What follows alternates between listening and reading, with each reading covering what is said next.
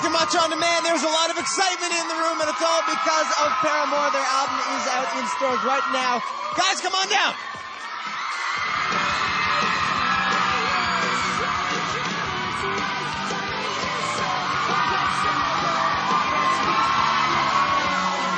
All right. Good to see you. Have a seat. Yes.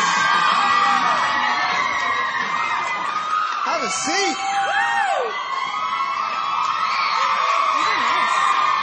All good. You're gonna fall over? You okay? No, I think I'm good. You're right on the edge. I'm steady. There are a lot of excited people here. Yeah, look at this. You guys look good. Look very good. So the first question we have to ask, how is your voice? How are you feeling? It's great. It feels good. You know, I had it was scary, of course. But, you know, I had a week off and I didn't talk. Changed my diet and everything. Like, I can't eat spicy food. Are you a big spicy food eater? You like spicy food? I don't know. I mean, it's just a matter now that I can't. So now I want to, but I can't. So, obviously you guys know what happened. They had to cancel some tour dates because of your voice and your throat. What happened? Dude, we had a crazy schedule. It was like the day of our record release. It was the 29th. And, you know, we were up at 6 or 5:45, and we had, like, a show in the morning, 3 meet and greets, and then a show at night. It was just, like, a really busy day. So my voice just went out, like, 8 songs into the show, and that was it. That must be a scary thing, though, as a singer. And for you guys as well. Yeah. They like that question. They really like that question. Did that worry you at all? I mean, you know, when your singer is out, especially when it's, I mean, the throat is very, very sensitive. I mean, that could last for a year or two. Yeah. You never know.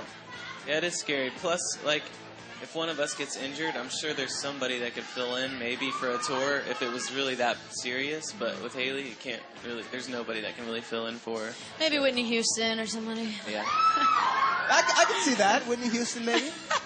I'm kidding. It sucked. This has been a pretty wild ride for you guys since 2007. It's been almost 24 months now. How have your lives changed? What has been the most memorable moment for each of you? Man, for me, the most memorable part of, you know, anything that we've ever done was making this record because, you know, we went through a lot. There were times that we didn't even know if we were going to have a new record. And, why? We just, I guess, really, it was a matter of touring for 4 or 5 years straight. Our band became successful, and it just kind of takes a toll on you after a while, and there was not a lot of time for us to be friends. It was like we were just business partners all of a sudden, and it sucked. Especially when it comes down to business and money. Like, that's what's kind of breaking up a band. Did you feel like there was a chance that you might break up? It was never really, it didn't feel like it was money or business. It felt like we were just working and had this crazy schedule and didn't have time to care about each other as friends anymore. And that's why we started the band, is because we're friends and we like making music. So did you reach a point maybe between the four of you where you kind of looked around the room and said, you know, this isn't fun anymore, or right now? Right now? No, yeah, I mean, everybody has those days, no matter what you do for a living.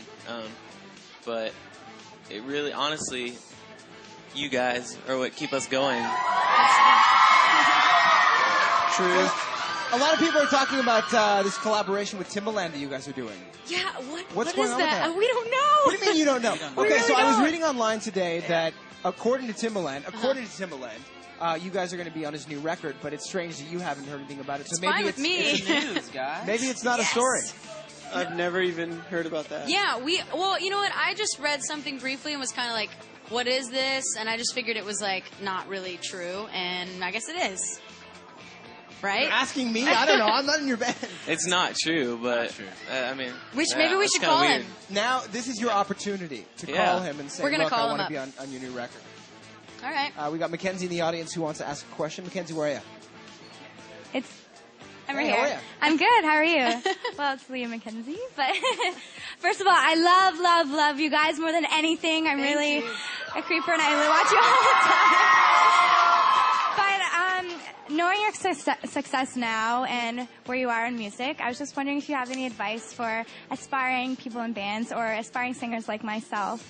Yeah, I mean, really, you got to know why you want to do it and just stick to that. You know, I mean, you can't let anyone else tell you what the right thing for you is. It has to be from your heart always. And I mean, in our case, like, you know, we know that we love hanging out and we love making music and we love our fans. So it's like those three things that's important to us. So figure out that for yourself and don't let anyone else change it.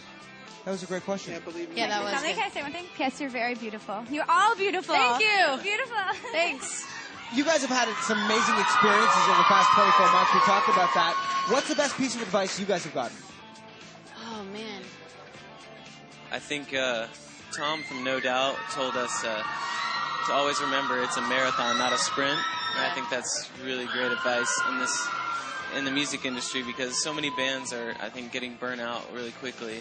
And, you know, they shoot up to the top of the charts and they're selling a bunch of records, but they came out of nowhere and then it just kind of It'll make you disintegrates. crazy, that kind of stuff.